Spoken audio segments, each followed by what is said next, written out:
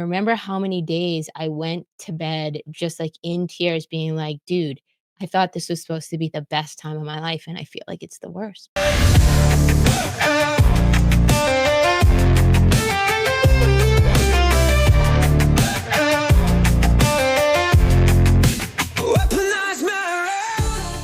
Welcome to the Weaponized Marriage Podcast. I'm your host, Kendra Hewitt. I'm your host, Ryan Hewitt. And today's topic is, well, first of all, we need to celebrate. What?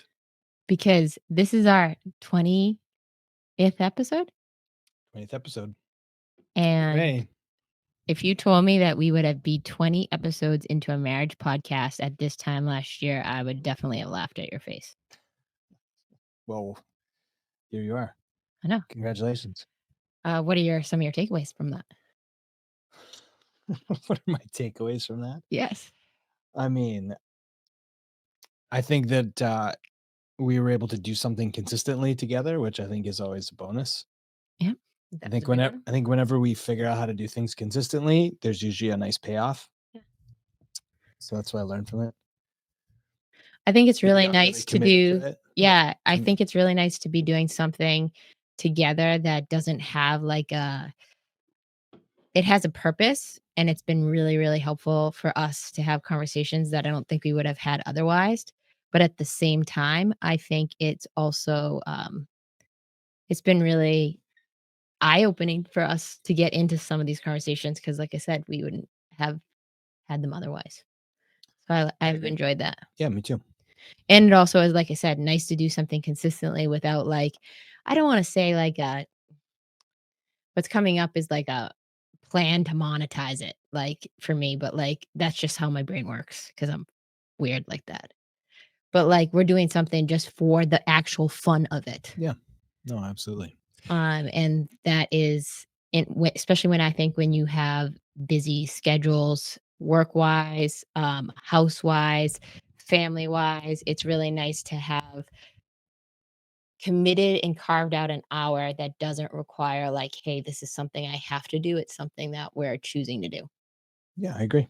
Yeah. Congratulations. Way to Thanks. Go. Celebrate, which so, we are not very good at. So we're trying to get better at, I should say. That's one of our. I'm going to have a poppy to that. Yeah. Hooray for me. All right. And what are we going to talk about today? We discuss talking about something interesting came up last week during our therapy call. Kendra and I have worked a lot on our marriage, but also on our sex life. And I think Stephen, our therapist, was saying how we've really made some breakthroughs and have done a lot of work there. And it's really, I think it's been, anyway, so what he had said is it's okay, maybe it's time for us to pivot and shift and talk about the other, I guess, most powerful symbol in marriage. The way he put it is there's two very powerful symbols in marriage, and go figure both of them are sex and money. Can I intro a little bit? So not yet. Hold on. So really? What? Because that's not how I heard the conversation last week. So I wanted to put it here so it doesn't. That's not the way you heard it? No, that's not what happened. What do you mean? So how the conversation last week. So was I out to lunch? Or yeah. No, it's perception, I think is really important. So we have just been with Stephen for about a year, once a week. Okay. Right. So we have done almost a full year of therapy, once a week, couples therapy. We've missed a few weeks here and there, but we just started going to a bi-weekly. And last week because we were away in Spain the week before, was our first bi-weekly call. Right. And because we had just got back from vacation and we started diving in, and we usually give them an update on a typical session of where we're at, what's coming up for us. Right. And we were both at this place where we were pretty clear. There wasn't a lot of things we needed to work through that were front and center. Mm-hmm. So I think what started to happen was I started talking about how I wanted to get more communication and on the same page with our money. Mhm. And what Steven brought up, which I thought about after, was really crazy to think about. He's like, "Huh." He's like, "I am so excited for you both." Mhm. Because he's like, "You are about to get naked in a whole new way." And this is when he started explaining that there's 2 symbols of marriage. And he's like, "The average couple comes to me for it's usually a communication and or a lot of it is usually like when you go to a couples therapy, it does really start around sex." And he's like, "Here we are. We have been together for over a year and we've had so many conversations about that.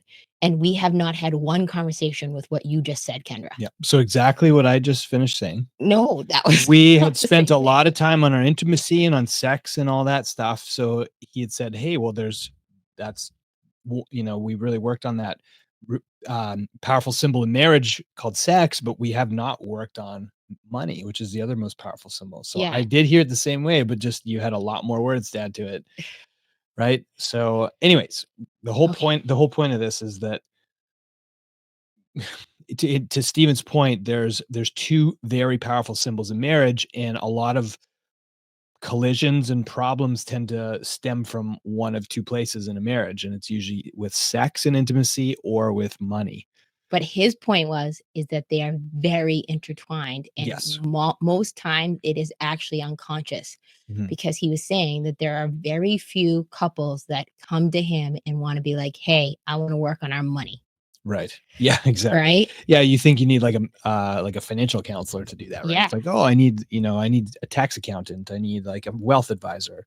Mhm. You don't think like, "Oh, I need therapy around my money." But, Yeah. when you think like, "Oh my god, we're having sex problems," and it's like, "Oh, we need a therapist." Yeah, and Right? so I had always wanted to kinda talk about this on the podcast anyways, we just hadn't gotten to the point where it was organic, and I feel like it's a little bit organic now that this conversation's been introed because, one of the things that I really am interested in and really, like, passionate about is like your the creation of what we call your money blueprint, right? And one of the things that like your money blueprint is like what are significant events, experiences, or beliefs you hold when it comes to money. And one of the things that I think is very, very intriguing to me is like not only does each individual person have a money blueprint, but then you put a couple together, right? And they come from whether they come from similar backgrounds or they come from totally different backgrounds, they are going to have a totally different money blueprint based on the events, experiences, and beliefs they have been taught about money. Mhm. And I think that you and I have always kind of like had this conversation about money blueprints, but the big thing about money blueprint is that it is very unconscious in lots of ways. And a lot of us now we've been married for almost 15 years. I came in with a very different money blueprint. It wasn't good, bad, indifferent. It was more like it was just my way of thinking. And one of the things that I admitted to Steven was that I'm, like, very conscious about this, but, in the last year of working with him and then in doing individual therapy myself, is me starting to look at the fact that I have really controlled a lot of our money by default, because we basically divided and conquered, and, in addition, I realized that not only from default, but I also started to control our money out of, like, a control mechanism with some of the trauma event of losing my dad at a really young age, like how I saw my mom handle herself and her money after my dad died, because there was not a lot of things that were set up. So in my mind, it created a story. And the story was you have to always know where all your money is, how much you have, where it's going, how you make it, how much insurance you have. Like I have this whole story of that, like, just in case anything happens to Ryan, you need to know all of this stuff. And by me needing to know all of this stuff, I started to control all of this stuff, whether I want, like, as uncomfortable for me to admit that was a source of control for me. And so I started talking to Steven, our therapist, and we were starting to share, just like, and he was saying, you're about to get naked in your relationship in a whole new way. Mhm. because things are going to be exposed. Things are, and I've been thinking a lot about this lately of like how, we've done really well at times. We've had really big losses at times. And in the meantime, it was like we have a shared vision together. But the thing that doesn't match up, this is how I was explaining to Stephen, was that when we say we have a vision together, for example, I'll use buying a cabin as an example because I feel like that's a concrete one. It's like, hey, we know about where we want to be located. We know what we can spend, not what we want to spend, what we can spend based on our financials, based on me telling that to you. But it's like, hey, if we need a down payment, where does that come from? How do we save for it together? This is the next evolution of us as a couple because we have not actually planned and goals together. We have similar vision, but we haven't planned how we're going to get there. In the past, it's always been like, hey, I'll figure this out. That's me. And that's my main objective that I'm trying to outgrow and reframe for myself because I don't want to always have to figure it out. And then you think about it from a marriage perspective, it's like, man, I feel like this has been sometimes a very big disconnect for us. And it's also been a lot of miscommunication at times because of that MO of like, I have to know where everything is and I also will figure everything out, which kind of puts me in a box when it comes to our finances from a marriage standpoint. And we kind of operate as two individuals rather than as a cohesive unit. So this effort of us starting to really talk about and getting naked in our money is I hope a conversation that I think it's a conversation that a lot of people can relate to. Of like, hey, it's like you just kind of go into your own mode instead of having a conversation of like, hey, what is important to you about our money? For example, one of the conversations we had is like, we had a shit ton of life insurance that was costing us a lot of money a month, but wasn't really the right insurance for us. And like we had to sit down together and go through that. And that was like kind of a weird conversation because I realized that we've been paying for all this stuff all along that like I needed to ask different questions on. Like I needed to look at a little bit differently. Um, and then, but that was the first time we even had a conversation, and we've had life insurance for 10, 12 years, probably more than that. And it's only gone up since we've had Lily. So then like we had like going on our trip to Spain really made me start to look at like some of the estate planning things we've done.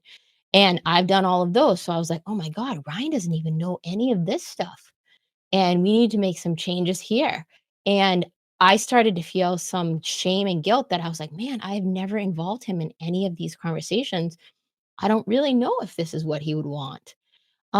So it made me really think about how this is an area of our marriage that, and I think a lot of people, like I said, it can be a make or break. Like this can be something that really makes or breaks you. So I don't know. How do you feel about that? Because I'm rambling now. Hey, you're just rambling. I mean, I don't know where you're going with it at all. I mean, I thought we were going to talk more about the psychology of money and behind how it creates connection, or it can create basically like it can destroy your Well, what I marriage, right? just said, how does that make you feel? Like of me saying even those things, of realizing that like you're in the dark on some of those things that I made those decisions and haven't even asked you. Yeah, I mean, it doesn't feel good. I don't really know what to think about that because I mean, I think everyone has a different agreement in their marriage about how they handle money, and I would assume that, like, there's a lot of marriages where there's 2 working spouses that are employees, for example, that are W-2 employees. They operate a whole lot different than, say, like, us that operate, one main business and then have other side businesses, right? So, I think there's a lot different dynamic, but when it comes to, like, just the psychology of money, I think everybody could relate to that as it pertains to like what's ingrained in our DNA, like as a man and then as a woman. For example, I was listening to Garrett this morning and he brought up a good point. He was saying that like inherently men don't really offer any value necessarily aside from what they can produce, right? Like women are naturally attracted to men who are producers. Mhm, right? So, for example, like, it doesn't matter how good looking I am or how big my penis is or like that if I'm like broke and on the street, that's not there's not many women that will be like very attracted to that. But he was saying that inherently women, they have value because, men obviously are attracted to women. They want to be with a woman. So they have like already value, based on whatever it is, like natural attraction or beauty and whatnot. So he's saying like as a man, there's this natural drive to be a producer. And I think when I'm left in the dark about specifically money and finances, like it bothers me to a degree, but it doesn't bother me as much as it used to, I mhm, think, because now I feel like I have much more of a foothold as far as like, here's what I'm producing, here's what's going in, and here's what's going out. But I think the next evolution of where we're at is what you're trying to say is now we have to organize together like a shared vision of where we're going to allocate the money. mhm, Right. And you've been, like you said, really good at the defensive part of the game, which like I knew nothing. I never knew anything about that, whether it was like taxes, legal, accounting, um, you know, estate planning, property taxes, whatever. mhm. Like, for example, we just did our Nexus, right? Global entry. Yep. And Kendra was trying to find a house bill that had my name on it. And there's not even a fucking house bill with my name on it, right? Mhm. Because you just paid all the bills, right? It's like, oh, I'll just put Kendra Sasita underneath all this. Yep. You still use your so I think the more connected we get about money, like I think for me as a producer, I feel better about myself when I feel like, and I'm sure you'd agree, you feel better about me as a provider and a husband and a protector, like when I'm in my best self, right? When I'm successful in my work and I'm fulfilled and I'm happy. And that comes down to like being happy with myself, right? Mhm, Because I think a lot of men that they look for their wife to make them happy, right? mhm. And when I'm looking to make you happy, how does that make you feel? I'm sorry, when I'm looking for you to make me happy, how does that make you feel? It makes me feel responsible. Yeah, exactly. And you don't wanna be responsible for my happiness, do No. you? Mm-mm. No, you'd much prefer that I was, like, You know how to inside. make yourself happy. Yeah, I feel like and that I mean, that took me a long, long, long time to understand that, Mhm, right? That's like, you don't want to make me happy. You want to contribute to my happiness, but it's my own responsibility to be happy with myself. And part of that is like being proud of myself as a producer, as a provider, as a husband, as a leader, as a father, right? So when it comes down to the psychology of money, I think it's really important for the man to make money. Now, does he have to make more money than his wife? No. I mean, that's not everyone has a different dynamic in their relationship, but between you and I, like I think I would it would be hard for me, I think, to operate the way we do if, like, let's say you were bringing in like 5 million bucks a year and I was bringing in $500,000 a year. I don't think that like people are probably gonna not think that this is great to say, but I don't think there is ever a situation where there's polarity in a marriage when a woman outproduces a man. Okay, this is the real shit. This is what I'm talking about. This is what I want to talk about. Yeah. Okay. I don't want to talk about fluff, fluff, frou, frou, fucking That wasn't fluff, fluff, foo foo. no, but I'm saying like when it comes to money, like I think people can relate to this because I see guys that are um, they've been through periods where they lost their job and they had to look after the kids and the wife produced. And man, talk about a guy who's like low testosterone, just like down on No himself, purpose, right? no purpose, like Mhm. fuck, it hurts my heart. Yeah. Um, yeah, and it's not like it sounds harsh and shitty, like, oh, a guy's got to make more money than his wife. Yeah. Like that sounds sexist. It sounds like not That's why I 21st said no. century. But who gives a fuck? It's just like when you in your ingrained in our DNA and like naturally who we are, like women look to men for protection, and part of that protection is to be able to provide financially, Yeah. right? And I'm like, don't get me wrong, like I like to make money, my own Yeah. money. And I've always been that way. But I think that if I really am honest with myself, if I look at my drive, especially at the beginning, of being very goal and oriented and ambitious, it was basically survival because I never saw myself as like, I saw myself as my mom. Mhm. Like, "Oh my god, what if I have kids and I have to produce for I them don't and I wanna don't have I a don't wanna I don't man?" wanna rely on a man to make money Yeah, for me. and, like, I think about, like, if I think about that story, I'm like, "Holy fuck." Like, man, did that, Can I like interrupt you? yeah, sorry. No, no, not sorry. I want to make sure that this piece is so important because one of the reasons I love you so much and I'm so attracted to you and that you're my soulmate is, like, because of your drive and your nature to want to push and produce and, like, to want, just to have a big life, right?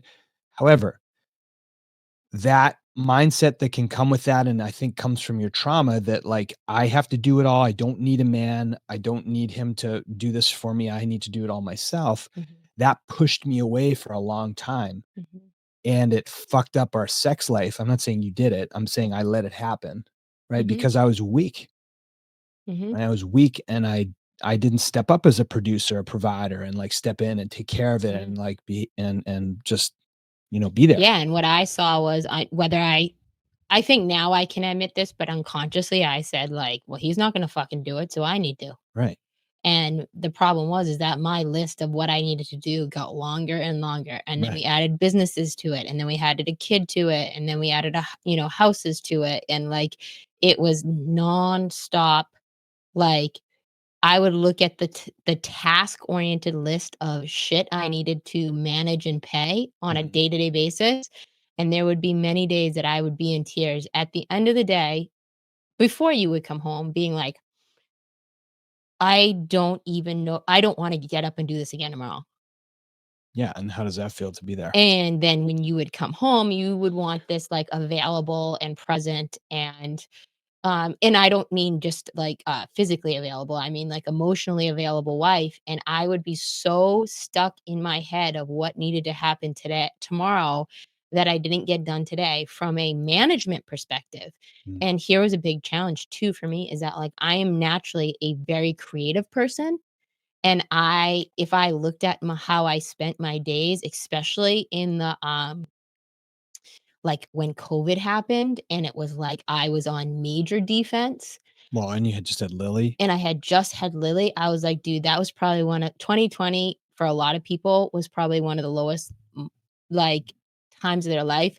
Well, But a real 2021 for us. yeah, Mm. I'm getting there. A real eye-opening experience for me was actually when Lily was 1, so 2021, and we're just recovering from COVID with multiple practices, physical brick and mortar practices, and then adjusting to be a new mom. And I remember how many days I went to bed just like in tears, being like, dude, I thought this was supposed to be the best time of my life, and I feel like it's the worst. Mm. And it's really hard for me to admit that. Sorry. I didn't always know that. But this is why this conversation is so important. Mhm. I know. Like, and I wanted to take it to this spot. Yeah. Well, I appreciate you getting raw like that. I mean, Yeah, and wait, hold on. I have to come back to the one thing that like I wanted to come back to is about when, like, we were doing the global entry and they were like, "Bring a bill of, like, each to prove, like, your residence or whatever." And, like, that was a fucking total eye-opening experience because I went through I'm ridiculous about paper filing. And I in a digital world. yeah, and I'm digital too, but, like, I was like they were like, "You need to bring a physical bill, I know. like, sent to your I'm address." sure you could print it. And, I didn't have one with your name on it, and many of the bills had my maiden name on it, not my That's married why I name. said Kendra. Um, and But this is when we bought the house. I was still a Canadian, and yeah, you were the only one who could get a mortgage, so all the bills went on your yep, name. and I So figured it out, figured it out exactly. right? Like, and so that's what I'm saying is that, like, now we're shifting where, like, it's like, "Hey, we have a shared vision." We've always had a similar vision, but now I think we have it more shared, but Mhm. that also means we need to share the money behind what that looks like, and was saying to Ryan the other day, like, even when we were talking about, like, our spending. And one of the things that I said is like, man, because he doesn't really hold me accountable and I kind of spend my own money the way I want to, like, there's a lot of like loose spending I have right now that I realize that I'm like, man, I could tighten that up a whole shit ton. Well, we probably both could, but Yep. yeah, but I don't wanna lose sense of this conversation getting Yeah. into, like, Sorry. fucking budgeting and stuff. That's I'm not not what I'm we're not getting talking into budgeting. I'm what Hate I budgeting. well, clearly, but how powerful the symbol of money is when it comes to, a marriage, but also sex, right? And how it can, like, when those things are working together, sex and money, like, you have, I think, the most incredible marriage you possibly could. Yeah. Yeah, But because like when I'm thinking if you're not working on both, I mean, yeah. you know what I'm saying? Like, for us, it was honestly the money piece, the mindset of money and business that I think ultimately would have led to our divorce, Mhm. Yeah. right? Yeah. All the fallout from those problems, do you know what I'm saying? Yeah.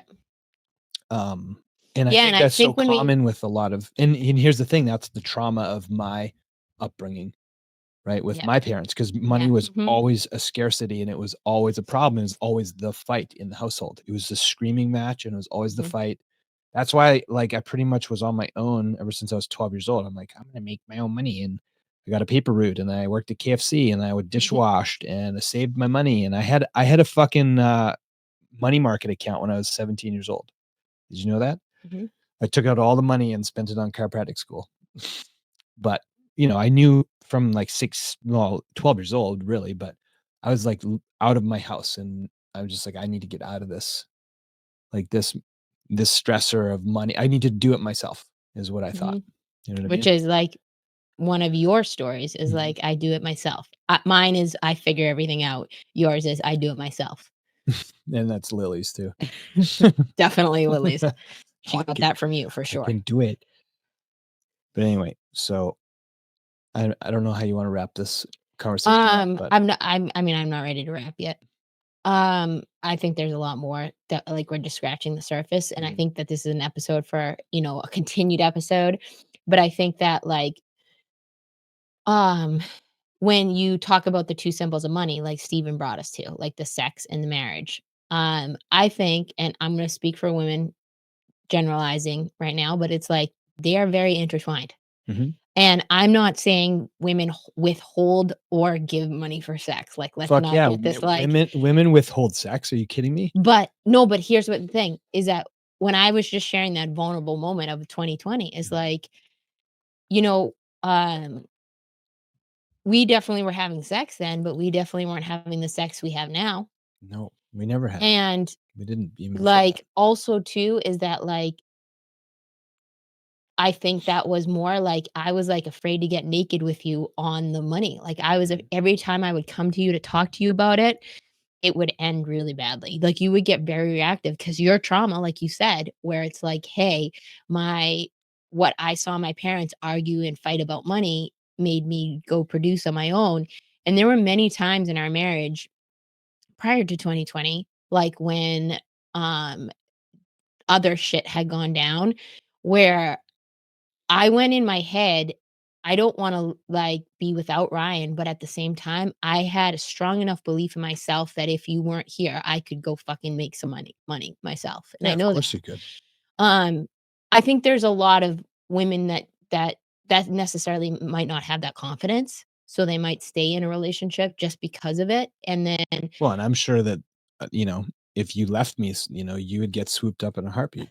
but here was the reason that I brought that part up, is that I had no idea unconsciously, like, how my inability to confront how I felt about the day-to-day tasks and management Mhm, of our money, even though you were the main producer, was affecting our marriage on another level that mhm, was unconscious, right. right? Like, it was like I said, you wanted me to be present and available, emotionally and physically, at the end of the day, and by the end of the day, because I could not speak to the elephant in the room, which was like, "Hey, Ryan, like, we either need to cut this expense or we need to do this, or, like, we need to increase this marketing here." And it was a lot of times a business conversation, but we never had a personal one-on-one conversation of like, hey, we're going to do this. We're going to add a deck to our house, and this is what it's going to cost.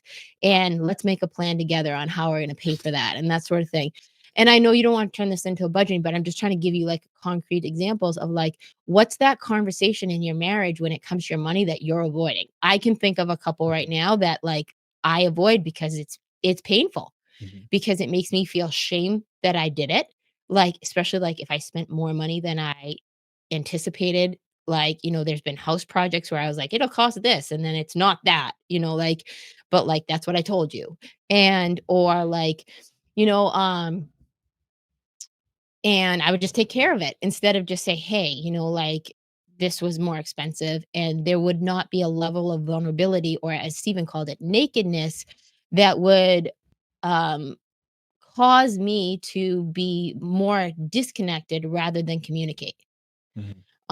So I think that like where we're going just in the start of this conversation of like, just like it was like there was always these conversations that like I would avoid like the plague when it came to sex, especially when sex was hard for us, right?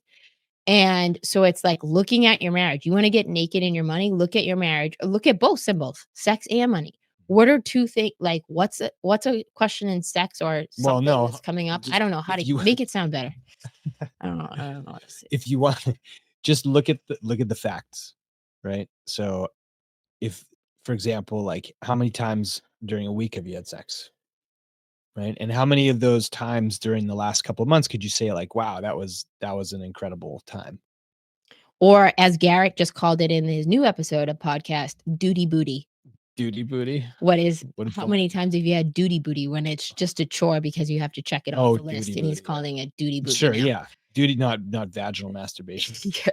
No, he's upgraded to duty booty. And then factually, as far as the money piece, like, what would you say there? Like, how many money conversations have you had? Well, I think, do you have a money conversation frequently? Mhm. Like, is it on your Yeah, calendar? is it taboo, or is it something Or that is it one is something it you just something don't that talk about? one spouse handles and the other one doesn't, has their head in the Yeah. sand? So here's what I know too, and I've seen this in like, because 'cause I've just interacted with so many people and seen so many dynamics and relationships, like I've seen families that come in and then the husband is the sole producer and then the wife is just like a doormat at his beck and call. But then she, you know what she says? She's like, "Oh yeah, I got 3 kids," and they have actually 2 kids, but considers the husband another kid Mhm. because she just like serves him and like just treats him like one of her other dependents, Yeah. which how fucking hot and sexy and like how bad would you wanna fuck me if I was just like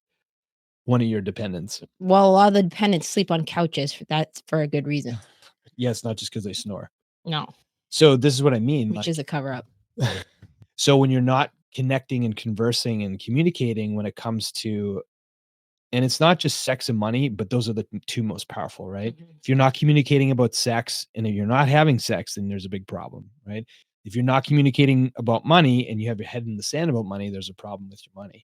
Yeah. And if those things are happening, I fucking guarantee you, you're on a you're on a one-way path to like you're either miserable, you're not getting laid, you're on a one-way ticket to a divorce, or you're just ignoring it and you're just cohabitating. You're Yeah. just you have a roommate. I even think about it this too is like, this is definitely probably gonna be quoted, but it's like I know. We're gonna put this on a meme on No, no, Instagram. no. It's like there are many people I know, women specifically, that are in sexless marriages. And Mm, in those marriages, they think the man thinks the problem is the sex. But what does the woman think? money. It's always a money problem. Yeah, And the reason the woman stays in a sexless marriage is not because is for one thing, because she can't make money on her own. She's secure, more secure with him than with on her him. own. This So is what she's willing to tolerate this that, this is what I'm saying. including most, like I said, most men that are in sexless marriages, they're getting it from someplace else, whether it's porn, second family, or whatever. Like, Hookers, let's be hookers, whatever, can't, Vegas, Vegas, whatever, you know. a boyfriend. Um, oh God, let's not go there. But like, but but the reason I'm saying is like this is how intertwined these Mhm. two symbols are from both the female and the male perspective. Is like the male thinks it's one thing, the woman thinks it's one thing, but they're the same thing. That's right. That's like when I had like, oh, babe, I had like a $40,000 week. You're like, wow, that's hot, right? And then you show up in like that new piece of lingerie that I bought for you, and I'd be like, yeah, that's hot. Like those are like idealistically the things that are pretty stereotypical, but are very true for us at least. Okay. No, Yeah. you don't look at me like I could be standing there naked and you wouldn't even bat an eye, right? But Yeah, if you you're naked all the time. okay, maybe I'll start being less naked then. I'll hide from Um, you. but no, but that's where I think Not is no. like, Yes. okay, yes, start being If you naked all the time. no, no, no, I'm saying that, like, for you to make me attracted to you, it's physical, it's visual, right? But for me to, like, give you foreplay, that's more about, like, "Hey, It's like what did you do what did you do for our family? What did you do for me? How did you, think about me and provide for it's me security. and It's us?" security. Security, Yeah. yeah, exactly. That's what I'm trying to say. And I think that there's like it takes a certain level. I know this is for me. Like you to get as to me to a certain level where I could admit that, hey, I want you to be the producer. Mhm. That doesn't mean that I don't want to produce too, but I want you to be the man. Yeah, but that took some surrender for you to get there. I You took some you serious you wouldn't surrender. even let me call you my girlfriend for, like, 8 months. God, that's not good. That we're gonna go down a different path if we No, go it's into this. going down the right path. It's all about, like so for you, it was all about surrender, right, to your femininity and where you needed to be in order to still be in power, but to surrender to let me lead, Mhm. right? But I had to be willing to step up as a man and have faith, confidence, and belief in myself to step up in our marriage and lead, right? Yep. So because it's a two-way street, it doesn't happen one way and automatically the other. Both things need to happen. Yeah, so how did you start having a conversation about the 2 symbols, sex and money? I think that a good exercise here, I'm gonna go totally, like, I don't know, rogue on this, I guess, but, like, a good exercise would be, like, write down that one thing that, like, you're a little bit afraid of on both topics That's to good. talk about. Well, what about like Maybe not a little bit afraid, maybe you're a lot afraid, and maybe it's literally the elephant in your room, in your marriage. yeah. Of like, hey, like I said, even like, when we were going to Spain and I was, like, looking at our estate stuff and you're making fun of me because 'cause I'm doing that, but, like, at the same You're time doing it in a panic the night before, doing no, no, our no, I our wasn't. power of attorney to my dad who's coming to look after Lily just in case we Yeah, both die. because I realized he was on nothing, right? Yeah, I mean, it's smart, it's true, it's So just I'm like, here I am going to Europe, leaving my kid here, and, like, we have lots of stuff in place, but not for your dad to execute on in terms of from a health standpoint. So, but that I don't wanna get off topic on that. But that's what I'm saying is, like, but sometimes as a it's those mom, that's how you think, and it's good, I like right? it's And important. here's the thing, all women think like this. That's what I'm They saying. never can turn this off, right? Like, it's like an inner knowing of like, "Hey, I pick my kid up at 3 and it's gotta be getting close to 2:45, so I gotta be Yeah, done." but Like the more I can get you to feel safe and secure and relaxed, the more your legs open up for me. oh my god, And, Ryan. you know what I mean? The more you're able to just Yes, I know what you mean. be in flow. And I think but that's the closing exercise is like, look at your money and look at your financial situation and look at your sex life right now and say like, "Hey, what's the conversation What's the I'm afraid of?" uncomfortable conversation that we need to have? And if and start really small. Like, it might not be like, "Hey, I need to admit to you that I have a fucking gambling problem." Oof. Right? Like, Yeah, well, okay, it might not, it might not be that intense. Let's start small with like, hey, we're starting small. Right now, we have a joint house account, but now we're starting a joint food account because one of our biggest things is our food, like what we're spending. And if Ryan and I write it down, which is what we're going to do this month, is we're going to write down everything we freaking spend on food individually. And because there's times when I'm buying groceries for the whole house, there's times when he's buying groceries for the whole house. So that was just like a start small because we need to get more cohesive in what we're actually spending. all right, good job. So Yeah, that you was got it. that's a baby step, right? So what I'm saying is, like, don't go to your husband or your wife and just be like, "Hey, so I got this assignment and I have to talk to you about something I'm really fucking afraid of, and here it is." Like, I wanna have an open marriage. Like, no, don't do that, right? Why But just I think really wanna have anal. oh god. Just start really, really No? small Is and anal big ask, or small? like, "Oh my god, Ryan." What? Sorry. That's what I'm a guy, that's what we think Okay. about. So the exercise wasn't do it right now. The exercise was think of something small that you're afraid of and or think of the big thing you're afraid of and reverse engineer it back to something small so you can initiate this conversation in your marriage Okay. and schedule it because that makes a difference. Okay. Of like, hey, here's when we're going to talk about it and here's the action steps that we need to do that. Okay. Well done. Wrap it up. All right. If you like this podcast, and all Ryan's sex jokes tonight. Please share it with someone you think could find this information useful. And as always, please rate, review, and subscribe And we'll see you guys next week. on the Weaponized Marriage. Goodbye.